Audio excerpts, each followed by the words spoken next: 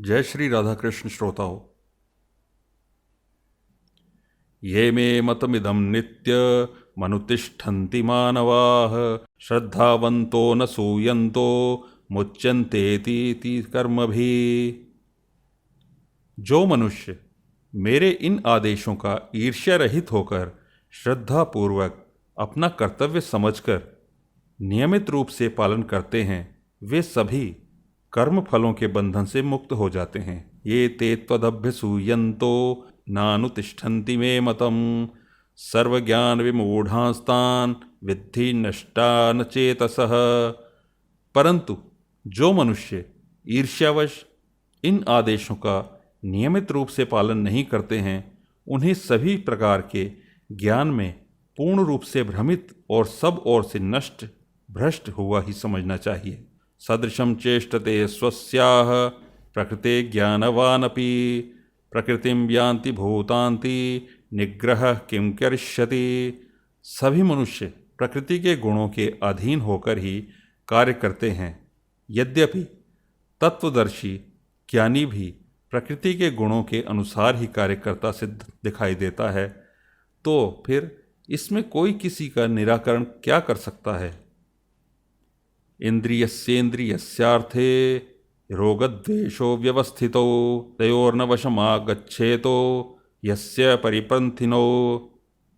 सभी इंद्रियों और इंद्रियों के विषय के प्रति आसक्ति और विरक्ति नियमों में अधीन स्थित होती है।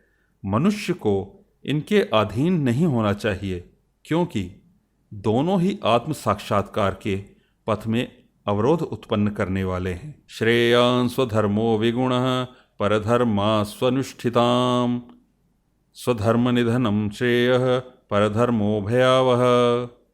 दूसरों के कर्तव्य को भली भांति अनुसरण करने की अपेक्षा अपना कर्तव्य पालन को दोषपूर्ण रूप ढंग से करना भी अधिक कल्याणकारी होता है। दूसरों के कर्तव्य का अनुसरण करने से भय उत्पन्न होता है। अपने कर्तव्य का पालन करते हुए मरना भी श्रेयस्कर होता है। कामना रूपी शत्रु का शमन। अर्जुन उवाच अथ केन प्रयुक्तोऽयं पापं चरति पुरुषः अनिच्छन्निवार्ष्णेय बलादिव नियोजितः। अर्जुन ने कहा, हे वृष्णिवंशी, मनुष्य न चाहते हुए भी किस प्रकार की प्रेरणा से पाप कर्म करता है, यद्यपि ऐसा लगता है कि उसे बलपूर्वक पाप कर्म के लिए प्रेरित किया जा रहा है। श्री भगवान उवाच काम एष क्रोध एष रजो गुण समुद्भवः महाशनो महापाप्मा विद्धयेनमिह वैरिणम्। श्री भगवान ने कहा, इसका कारण रजोगुण से उत्पन्न होने वाले काम और क्रोध बड़े पापी हैं। तू इन्हें ही इस संसार में अग्नि के समान कभी न तृप्त होने वाला महाशत्रु समझ। धूमेन व्रियते वह्निर्यथादर्शो मलेन च यथोल्बेनावृतो गर्भस्तथा तेनेदमावृतम्। जिस प्रकार धुएं से अग्नि और धूल से दर्पण ढक जाता है, तथा जिस प्रकार गर्भाशय से गर्भ ढका रहता है, उसी प्रकार कामनाओं से ज्ञान ढका रहता है। आवृतम ज्ञानमेतेन ज्ञानिनो नित्यवैरिणा कामरूपेण कौन्तेय दुष्पूरेणावलेन च। हे कुंती पुत्र, इस प्रकार शुद्ध चेतन स्वरूप जीवात्मा का ज्ञान कामना रूपी नित्य शत्रु द्वारा ढका रहता है, जो कभी भी तुष्ट न होने वाली अग्नि की तरह जलता रहता है। इंद्रियाणि मनोबुद्धिर स्याधिष्ठान मुच्यते एतैर्विमोहित्येष ज्ञानमावृत्य दैहिनम्। इंद्रियां, मन और बुद्धि कामनाओं के निवास स्थान होते हैं। इनके द्वारा कामनाएं ज्ञान को आच्छादित करके जीवात्मा को मोहग्रस्त कर देती हैं। तस्मात् त्वमिन्द्रियाण्याद्दो नियम्य भर्तर्षभ पाप्मानं प्रजह्येनं ज्ञान विज्ञाननाशनम्। अतः हे भारतवंशियों में श्रेष्ठ, तू प्रारंभ से ही इंद्रियों को वश में करके और आत्मज्ञान और आत्म साक्षात्कार में बाधा उत्पन्न करने वाली इन महान पापी कामनाओं को बलपूर्वक समाप्त कर।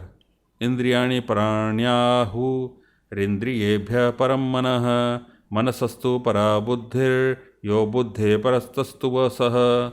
हे अर्जुन, इस जड़ पदार्थ शरीर की अपेक्षा इंद्रियां श्रेष्ठ हैं। इंद्रियों की अपेक्षा मन श्रेष्ठ है, मन की अपेक्षा बुद्धि श्रेष्ठ है, और जो बुद्धि से भी श्रेष्ठ हैं तो वही सर्वश्रेष्ठ शुद्ध स्वरूप आत्मा है। एवं बुद्धे परम बुद्ध्वा संस्तभ्यात्मानमात्मना जहि शत्रुं महाबाहो कामरूपम दुरासदम। इस प्रकार हे महाबाहु अर्जुन, स्वयं को मन और बुद्धि से श्रेष्ठ आत्मा रूपी समझकर बुद्धि के द्वारा मन को स्थिर रख करके तू कामनाओं रूपी दुर्जय शत्रुओं को मार।